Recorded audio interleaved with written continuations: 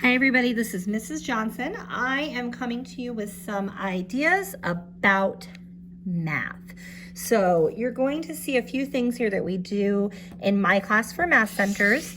I've just kind of got my phone set up at the table. So one of the things we use a lot for math are clothespins. So if you don't have clothespins, you can easily take some chopsticks or something like that, something where they have to kind of use their little fingers to pick things up. Any little things you have at home that you can give your children to grab at and sort. We do use a lot of pom-poms here at school. They're small, they're within the choking regulations. So one of the things we might do is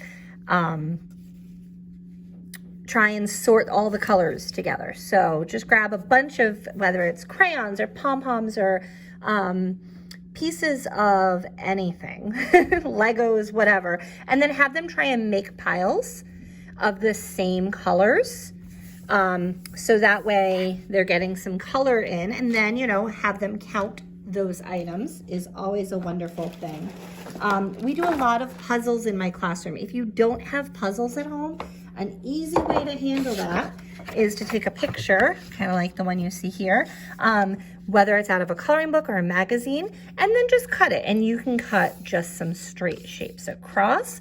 You could cut a circle out. You could cut it into squares and then cut little zigzags. You know, whatever you can do to kind of make that a fun thing for the kids to try and match the picture back together. Puzzles are great because they help with visual discrimination as well as being able to look at things from different angles. So if we're doing a puzzle and the piece fits physically, but the picture isn't complete, we're learning to use our brains to say, hey, you know, maybe there's another way I can look at this. And it's a great problem-solving skill across the board, but it's going to come in really handy with visual discrimination, with reading, as our children get into that if they're not into that already.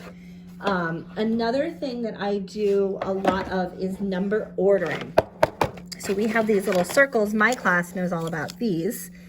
And we'll kind of take the circles. I have the numbers 1 through 30 in a bucket, and as you can kind of see on the edge of the bucket here, whoop, I've got a number line. So a number line is something that's really easy for you to make at home. If you have paper and a pencil and you don't even need a ruler, you can just kind of write a line, make dots equally placed along the line, and then just write the numbers in order.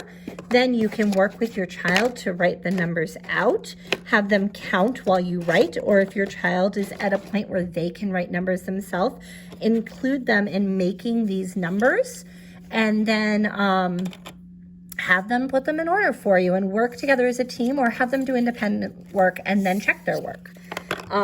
Something else that we do a lot of is pattern completion. Oh, here's an example of those, of a puzzle too. So sequencing puzzles.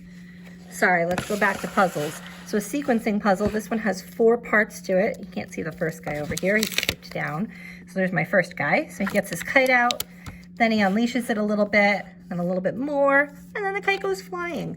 So I have those printed out, but you could easily come up with a story with your child and have them being a part of the creation process is a huge factor in helping them to want to be a part of learning. So as I scooch these pieces up, you can see that the pieces all connect together and make a puzzle in order, and the puzzle wouldn't be in the right order if we tried to go backwards. So that is another thing we do.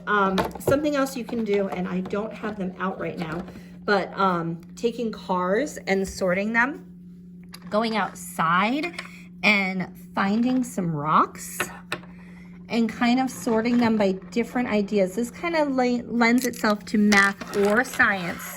And so you can take these rocks and you can, you know, put all the smooth ones together. So these guys are smooth, this guy's a little rough. You can match the colors. So you can be like, ooh, these all have some red tones to them. This one has a white tone, this one has a yellow tone, this one has a green tone. Or you can match them by size. Here's my little guys here, and my big guys here, and this guy's kind of an in-between right there. So you can do all sorts of things, and that's something you can probably find out in your yard, or if you're getting out and getting walks, you can head out to the bike path and pick up some rocks on the side of the bike path. So there are a few math ideas for you. I will be creating a few more and getting them to you so that you can have some fun ways to play with the tools you have at home to help your child learn some math. Take care. Bye-bye.